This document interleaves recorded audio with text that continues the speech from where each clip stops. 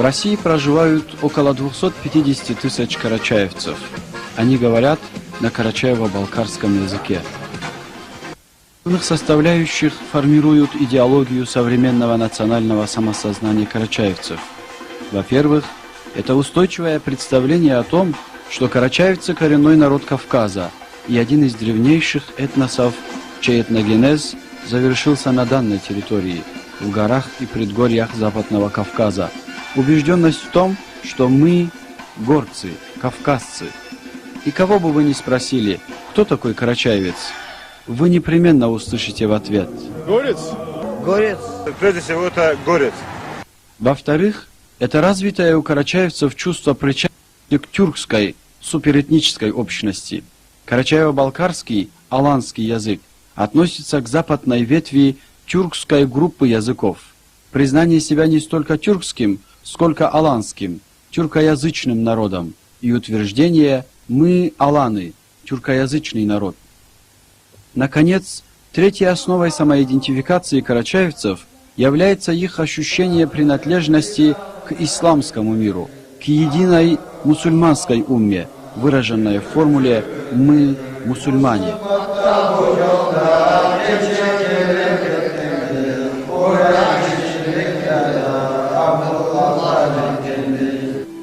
В длительной истории формирования карачаевского народа просматриваются древнейшие слои, относящиеся к третьему тысячелетию до нашей эры, ко времени ранних контактов, столкновений, взаимовлияния протокавказской, оседло-земледельческой и курганной протюркской, кочевнической культур. На эти древние пласты ложатся более поздние наслоения скифо-сарматской культуры, аланская ветвь которой обретает яркую самобытность уже в первых веках нашей эры и становится основой аланского государства. Мы находимся в ущелье Архыз. И конкретно на месте, где был расположен город, аланский город Маас. Само городище насчитывает до 500 фундаментов. Здесь, по приблизительным подсчетам ученых, проживало от 2 до 2,5 тысяч человек. Для того времени, для X века, это довольно был большой город. Если провести параллель с Парижем, то в Париже в это время где-то проживало 1000-1500 человек.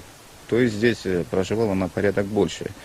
Вот. Уникальность этого комплекса состоит еще в том, что здесь проходила северная ветка шелкового пути. Аланская культура – явление уникальное не только в масштабах Северного Кавказа, но и России в целом. Ее уникальность, кроме всего прочего, состояла еще и в том, что ареал ее бытования является на территории России единственным ее регионом, где синхронно употреблялись 3 типа евразийской письменности – тюркская, руническая, греческая и арабская. Это говорит об имевшем место распространении тенгрианства, христианства и ислама.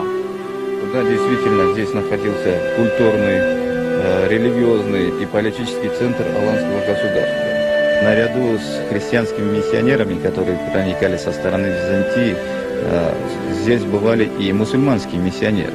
То есть практически на этой территории были все религии, можно так сказать.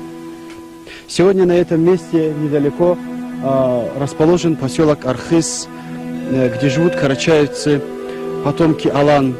Происхождение карачаевцев от алан подтверждаются анализом значительных пластов фольклора, древнего эпоса о нартах и богатым археологическим материалом и поддерживаются доводами ученых. Сегодня в Карачае сохранились исторические памятники, подтверждающие сказанное. На западном склоне Архызского ущелья, в районе селения Архыз, остались руины военного укрепления, называемое до сих пор Карчакала, крепость Карчи.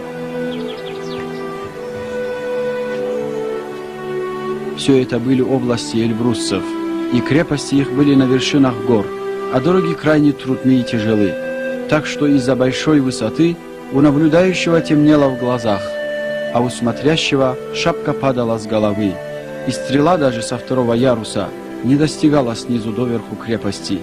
Низам ад-Дин Шами, книга Побед, XIV век.